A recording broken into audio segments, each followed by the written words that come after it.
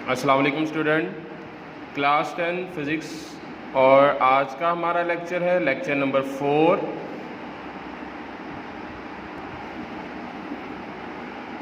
Student हाँ, पिछले lecture में हमने सिंपल हार्मोनिक मोशन की दो एग्जाम्पल को स्टडी कर लिया था। उनमें से एक एग्जाम्पल थी mass attach to a spring और सेकेंड एग्जाम्पल थी हमारे पास बॉल एंड बाउल सिस्टम। ये दोनों एग्जाम्पल जो थी वो सिंपल हार्मोनिक मोशन थी। आज हम डिस्कस करते हैं कि सिंपल हार्मोनिक मोशन होती क्या है। Student, simple harmonic motion occur when the net force is directly proportional to the displacement from mean position. कि सिंपल हार्मोनिक मोशन उस वक्त होती है जब नेट फोर्स डिस्प्लेसमेंट के डायरेक्टली प्रोपोर्शनल होती है। अब स्टूडेंट, डिस्प्लेसमेंट क्या होता है? ये इस बॉल का मीन पोजीशन है। अगर हम इसके ऊपर फोर्स लगाकर यहाँ पर ले जाएंगे तो ये जो इसने डिस्टेंस कवर किया that is called the displacement. कि मीन पोजीशन से बॉल या ऑब्जेक्ट कितना दूर है, that is called it's displacement. और ऑब्वियसली स्टूडेंट ये डिपेंड किस पर करेगा? फोर्स के ऊपर। कि जितनी ज़्यादा फोर्स लगाएंगे उतना ही ज़्यादा उसको आगे मूव करेंगे और उसका डिस्प्लेसमेंट उतना ही ज़्यादा होगा। तो इस मीन कि हम ये रिलेशन ऐसे भी लिख सकते हैं कि force is directly proportional to displacement.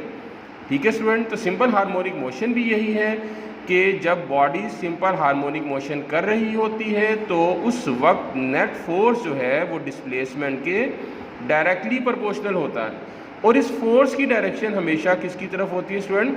Mean position की तरफ। मतलब ये कि जैसे ही आप इसको रिलीज़ करते हैं तो ये दोबारा से अपने मीन पोजीशन पर आने की कोशिश करती है।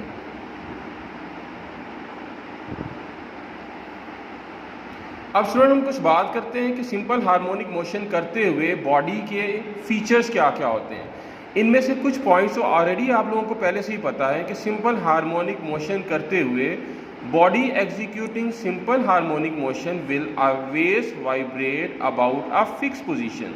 कि जब भी बॉडी सिंपल हार्मोनिक मोशन करती है तो वो अपने मीन पोजीशन के गिर्द घूमती है। जैसा कि ये पेंडुलम की मीन पोजीशन है, तो ये बॉल को अगर हम यहाँ पे ले जाके छोड़ें तो क्या करेगा? ये इस मीन पोजीशन जिसको हमने ओ का नाम दिया इसके अगेंस्ट घूमना शुरू कर देगी। ठीक है जी। पहली खसूसियत क्या हुई कि जब भी बॉडी सिंपल हार्मोनिक मोशन करती है तो अपने फिक्स यानी मीन पॉइंट के गिर्द घूमती है। Next point student, it's acceleration is always directed toward the mean position. Acceleration की डायरेक्शन हमेशा मीन पोजीशन की तरफ होगी। किसकी तरफ होगी? मीन पोजीशन की तरफ। और मीन पोजीशन क्या होती है? ये।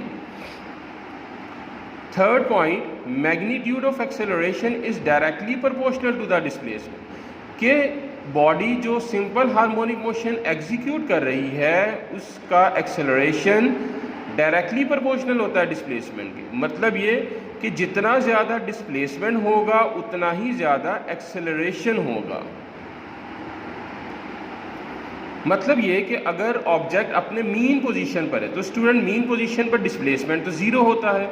तो इस मीन के इस केस में मीन पोजीशन के ऊपर ऑब्जेक्ट का एक्सेलरेशन भी ज़ीरो होगा। तो ऑब्जेक्ट का एक्सेलरेशन मैक्सिमम कहाँ पर होगा?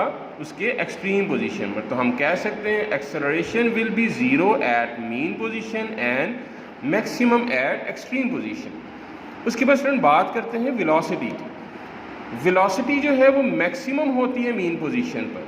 हमने एग्जाम्पल में पढ़ा था बॉल एंड बाउल के, जो ऑब्जेक्ट को रिलीज़ किया जाता है वो छोड़ा जाता है तो वो मीन पोजीशन की तरफ आता है। जब वो मीन पोजीशन पर पहुंचता है तो उसकी वेलोसिटी इतनी ज़्यादा होती है कि वो यहाँ पर रुकने की बजाय अगली एक्सट्रीम पोजीशन पर चला जाता है। तो स्टूडेंट उससे ये पॉइंट भी पता चला कि वेलोसिटी जो है वो मीन पोजीशन पर मैक्सिमम होती है और ज़ीरो होती है एक्सट्रीम पोजीशन पर। एक्सट्रीम पोजीशन पर आपको बताया था कि वो थोड़ी देर के लिए जाके रुक जाता है।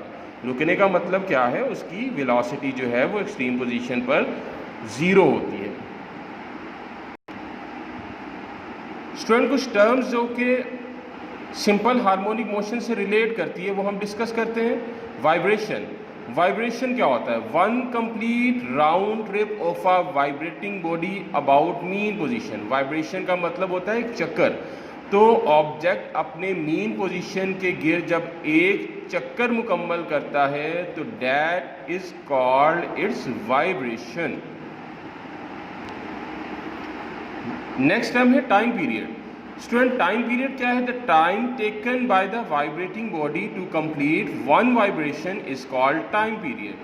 कि एक वाइब्रेशन को मुकम्मल करने में जो टाइम रिक्वायर होता है, that time is called its time period. Next term है फ्रीक्वेंसी।